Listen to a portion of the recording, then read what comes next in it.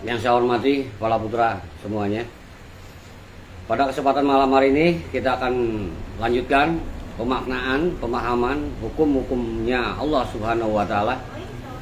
Yang pada malam hari ini kita akan bahas yakni pemaknaan tentang hal rofa'a, yarfa'u, rif'ah atau menjadi suatu asmaul husna kepunyaan Allah, yaitu Ar-Rafi.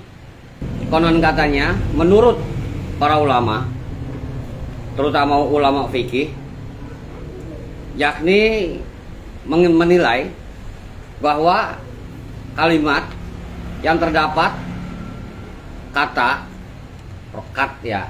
rofa ayarfa'u atau rof'an atau rif'ah itu condong pembahasannya ke sesuatu yang non fisik. Bismillahirrahmanirrahim. Assalamualaikum warahmatullahi wabarakatuh.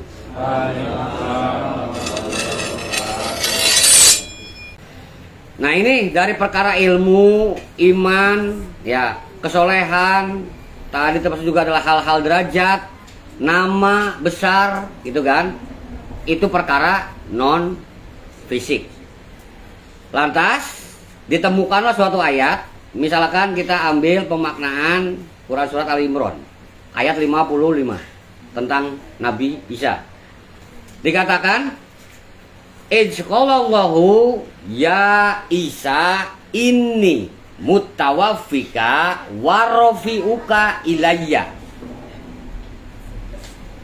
Dan ingatlah ketika Allah Subhanahu wa taala berfirman kepada Nabi Isa, wahai Isa, sesungguhnya aku akan menyampaikan kepada kamu akhir dari ajalmu. Engkau akan aku wafatkan. Jadi nggak langsung naik, Nabi Isa didudut naik. Ada info dulu, bro. Mau gua angkat, mau gua wafatkan dulu loh. Apa akan aku akhirkan ajalmu? Ya, tadi berakhir, sudah tuntas tuh. Yang namanya wafat itu berarti tuntas. Kalau mati dikubur, wafat belum tentu dikubur. Ya. Akhir dari kemiskinan seseorang, wafat. Masuk kaya raya. Habis duitnya, miskin lagi, hidup lagi miskin tuh. Itu wafat tuh. Nah, jadi di sini hanya Nabi Isa, Allah Subhanahu wa taala menginfokan ke Nabi Isa, akan aku wafatkan dulu kamu. Ya. Yang kemudian warofi'uka ilayya, dan aku akan mengangkatmu kepadaku, fisik atau non fisik. Kajian Nabi Isa diangkat oleh Allah. Fisik apa non fisik? Fisik ya. Nah, kita menggambarkannya kan berarti kajian Nabi Isa diangkat ke langit kan begitu oleh Allah. Keloyong kayak layangan itu kan. Emang fisik gitu kan ya? Emang fisik. Tapi di sini menggunakan kata warofi'uka atau rofa ayarfa'u.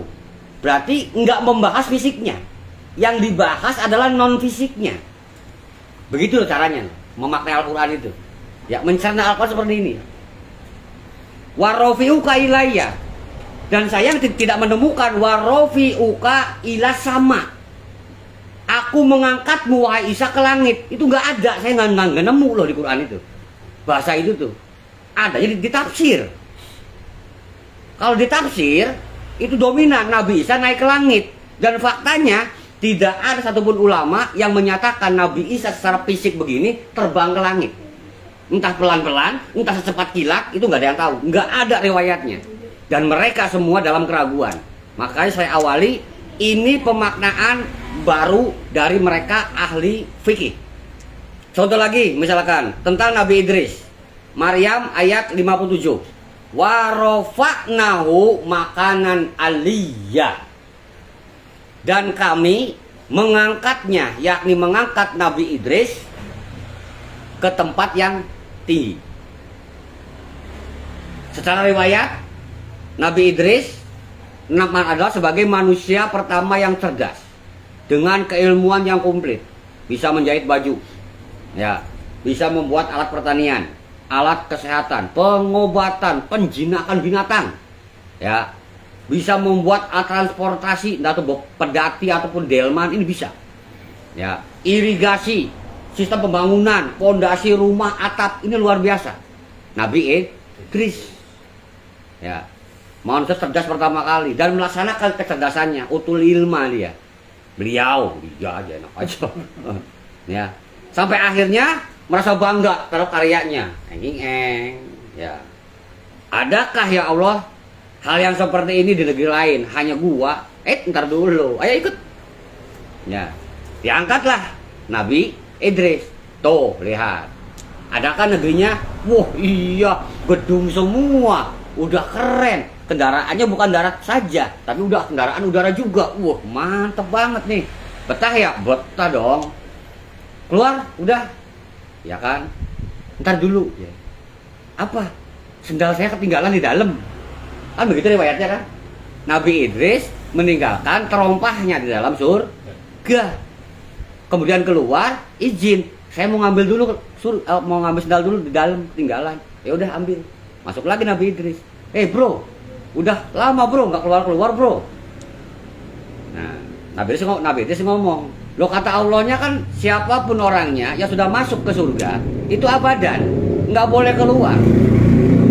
Bagaimana kata Allah? Ya udah biarin. Fisik atau non fisik Nabi Idris?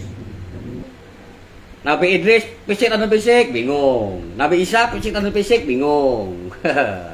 Tadi di awal tekankan, ketika membahas rofa'ah ini berarti mengacu kepada non fisik.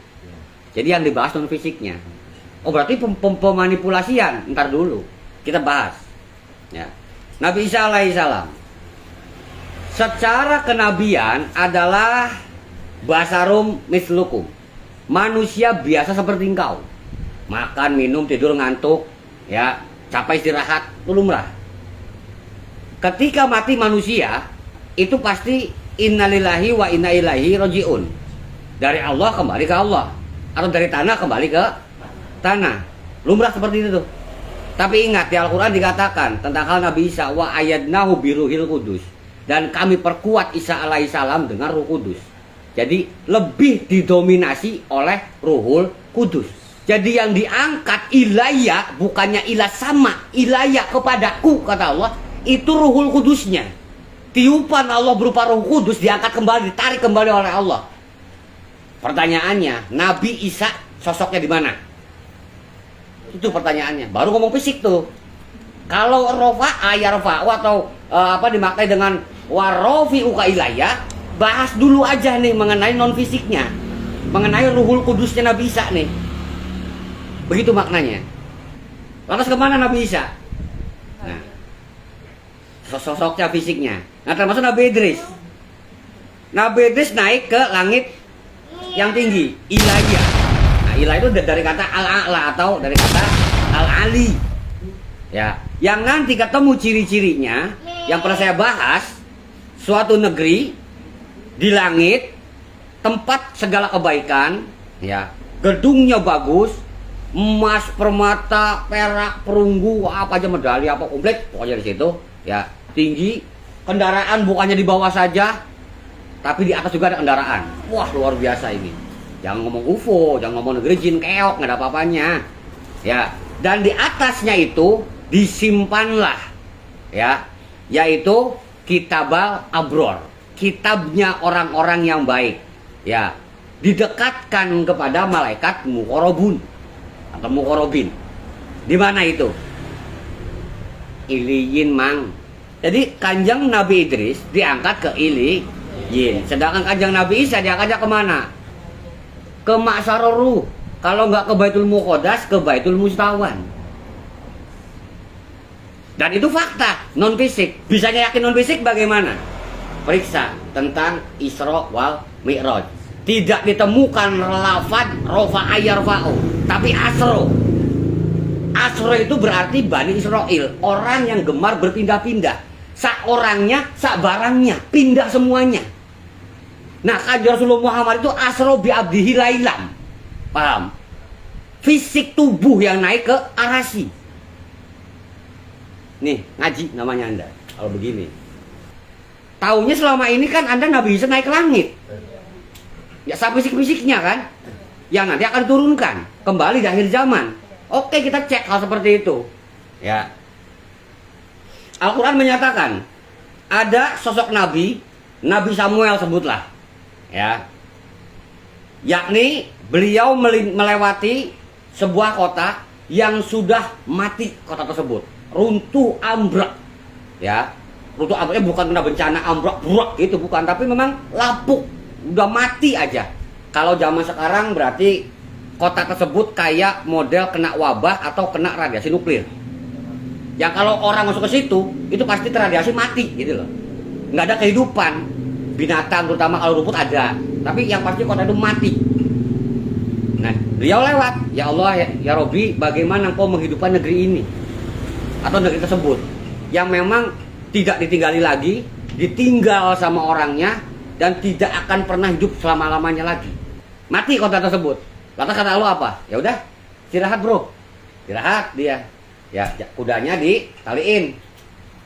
Buka makanan dia, ya kan? Makan. Ya, buah zaitun, ya minyak, gitu kan? Minuman susu, madu, oke. Istirahat, ngantuk. Nah, udah tidur dia, beliau. Dibangunkan oleh Allah, dibangunkan. Ya, Jibril bangunkan dia. Bro, bangun bro. Wah, bangun. Alhamdulillahirabbil alamin. Mau tanya bro, kamu tidur berapa lama? Berapa lama? Coba lihat tuh makanan kamu. Wah iya masih utuh, bener. Wah bentar paling juga. Kayaknya baru setengah hari atau sehari doang. Ah masa? Coba lihat kuda kamu. Wih, kenapa kuda saya? Tinggal tulang belulang. Itu pun tulang belulangnya udah lapuk. Loh kok bisa begini? Bisa dong. Kata Jibrilnya kan pede aja dong. Emang kenapa? Ada deh. Loh kok begitu? Bodoh. Nah kan? Ya sama juga cerita, terserah yang cerita dong. Ya, Qurannya kan nggak bahas itu. Ya, cuma menerangkan kejadian seperti itu. Nah sisanya dikasih cemilan lah kan begitu. Ya biar ada gurih. Gitu. Coba sekarang kau datangi kuda tersebut, kau pegang sedikit. Dipegang, ya kan? Jadi kayak modelnya video dimundurkan gitu tuh. Ya, si kuda kan tadinya kan berdiri taliin. Nah tiba-tiba dia lemas, lapuk, runtuh, jatuh gedebuk, mati, terus dimakan sama cacing gitu kan, bakteri, akhirnya tinggal tulang. Nah, ternyata Nabi tersebut diberitahu oleh Jibril atas kuasa Allah bahwa sungguhnya engkau sudah tidur 100 tahun. Lihatlah keledaimu, lihatlah kudamu itu. Ya, lantas bagaimana membangkitkan kuda tersebut, menyatukan kembali tulang belulang. Nah, jadi tulang belulang ini mereka bergerak, terisi lagi sumsum, terisi lagi daging, membalut, ya kulitnya menyatu lagi dari kurus menjadi dari tertidur menjadi bangun, duduk, kemudian kurus jadi gemuk lagi, berdiri lagi, gagah lagi, gitu loh. Wih, kok bisaan ya? Oh bisa dong. Sekarang engkau ke kota tersebut, jalanlah sama kuda. Loh, udah jadi gedung banyak. Ini kan negeri yang mati kemarin, wahai Jibril. Iya, beginilah cara Allah menghidupkan negeri dan menghidupkan makhluk, membangkitkan semuanya. Begitulah cara Allah. Subhanallah. Pertanyaannya, 100 tahun dia tertidur, itu sudah kota gede, nggak ada yang tahu, nggak ada yang mindahin. Baru 100 tahun. Coba Ashabul Kahfi berapa tahun? 309 tahun. Apa ada yang tahu di mana beliau tidur? Tidak yang tahu kan? Betul. Sampai sekarang mana orangnya yang sudah mengetahui tembok Zulkarnain, tempat di penjaranya Ya'juj Ma'juj? Itu cara Allah Subhanahu wa taala menyembunyikan sesuatu dari makhluknya. Paham? Dan lihat, perhatikan, Nabi Samuel 100 tahun tidur, dibangunkan utuh. Ashabul Kahfi pemuda tidur di 300 tahun, ya, ditambah 9 tahun, 300 tahun utuh sebagai pemuda bangun, bertemu menemui keluarganya, didapatlah anaknya sudah menjadi kakek-kakek, sudah punya cucu. Ini Ashabul Kahfi masih muda. Keren ya Tuhan kita ya, Allah keren ya, keren lah. Kanjeng Nabi Isa alaihissalam diangkat Arafah, itu berarti apa namanya, melalui tingkatan, itulah. dan diangkat ilayah. Ruhul Kudus yang naik, Kanjeng Nabi Isa-nya bisa jadi disembunyikan. Seperti halnya tadi, Nabi Samuel, Ashabul Kahfi juga tembok Zulkarnain. Kenapa tidak mungkin? Allah mungkin kok. Walaupun Allah tidak memberikan keterangan di sini secara real, tapi secara melalui pemaknaan kata yang digunakan dalam Al-Quran ini bisa dicerna. Ya, ketimbang Anda berpikirnya Nabi Isa diangkat ke langit, dalilnya mana? Tuh nanti ujung-ujungnya akan turun sebagai sosok Nabi Isa, sebagai sosok Nabi. Ya memang pada waktu diangkat itu sebagai Nabi, sebagai diangkat gitu, kenaikan Isa Al-Masih gitu sebagai Nabi. Diturunkan sebagai Nabi. Berarti ditidurkan di mana? Wallahu a'lam. Kita hanya meyakini kapan nanti waktunya Nabi Isa turun, ya kita yakin aja udah. Sebab kan Nabi Muhammad juga nggak pernah bertemu Nabi Isa, diupetin di mana juga bertemu. Nggak dikasih tahu, ya tahu aja nggak dikasih, apalagi tempe. Santri rehabilitasi. Pemaknaan secara rofa ayarfa'u, jelas Nabi Isa yang diangkat ke Allah adalah Ruhul Kudusnya, termasuk adalah Nabi Idris. Bingung nggak? Jangan bingung-bingung. Nabi Idris diajak ke langit. Oke, sekalipun Anda berpendapat itu adalah fisik, nggak masalah, karena buktinya sendal. Oke, nggak masalah. Ya, tapi ingat di situ, masuk ke surga, kemudian keluar Nabi Idris. Ketika keluar, ntar dulu, sendal gue di dalam, masuk lagi tuh. Nah ini nih, udah terlihat nih, sutradara bikin begini nih. Ya, berarti ini ada momen Kanjeng Nabi Idris keluar. Mungkin bisa jadi ke arasi tersebut, ke iliyin tersebut, ya itu oke, fisik nggak masalah. Tapi ketika masuk ke surga tersebut meninggalkan jejak, ya meninggalkan jejak berupa terompahnya lah. Paham ya? Jangan Anda berpikirnya terompah memang bener sendal, di sana lu nggak kotor gitu, nggak perlu terompah gitu. Dan ini Nabi Idris ini bukan asro, bukan mi'raj gitu loh. Tapi rofa ayarfa'u, diangkat. Jadi keluar, bisa jadi Kanjeng Nabi Idris itu setelah kejadian peristiwa itu meninggal dan masuk lagi untuk mencari jejaknya di sana dan menetaplah di Iliyin sebagai bukti kitab abrornya Nabi Idris ada di sana. Kenapa? Karena jelas-jelas kitab abror itu adalah kitabnya orang-orang yang berbakti kepada Allah. Ilmu, kemampuan dijalankan menjadi bukti nyata. Paham? Yaitu abror. Kalau hajinya mabrur, begitu. Ya. Sehingga Nabi Idris diangkat ruhnya itu ditempatkannya di Iliyin. Alhamdulillah. Kanjeng Rasulullah Muhammad berdampingan dengan Allah arasi, tapi tidak untuk dibanding-bandingke. Jadi Isa, Kanjeng Nabi Isa, Kanjeng Nabi Idris non fisik secara rofa yarfa'u jelas. Ya, kita jangan memikirkan fisiknya di mana. Bisa jadi disembunyikan oleh Allah. Ya. Ya ini orang soleh. Ya justru Ma'juz yang jelas-jelas sudah ya siluman. Itu juga disembunyikan sama Allah. Anda nggak tahu. Ayo kumpulin yang ahli gaib, pantang di mana ini Ma'juz, nggak bakal bisa, Bro. Ketutup soalnya. Ya.